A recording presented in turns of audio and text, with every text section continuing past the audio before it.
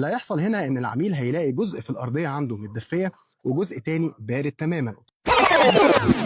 شايف لوحة التوزيع دي لوحة توزيع مسؤولة إن هي تنقل المية السخنة لشبكة تدفئة أرضية تحت الأرض بالشكل ده.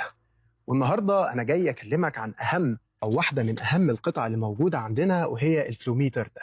الفلوميتر ده لو في شركة نفذت لك السيستم من غير ما تحط مجموعة فيها القطعة دي، اوعى تقبل ان انت تستلمها، لان انت كده بتدمر الشبكة وانت مش واخد بالك.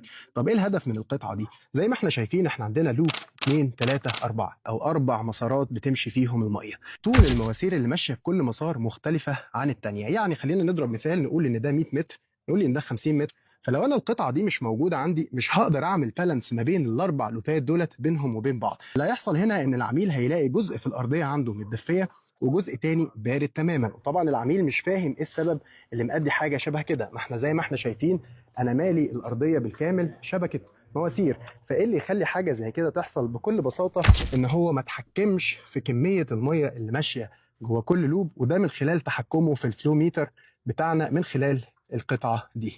زي ما احنا شايفين كده ده ألانكيه، ببدأ من هنا أخنق وأفتح حسب ما أنا عايز عشان أخلي في الآخر الفلو ميتر عندي هنا ماشي في كل الشبكات وكل اللوبات بنفس الشكل. ولو المعلومة فادتك اعمل لايك وفولو. أنا مهندس عماد كمال، بساعدك تأسس بيتك بشكل صح.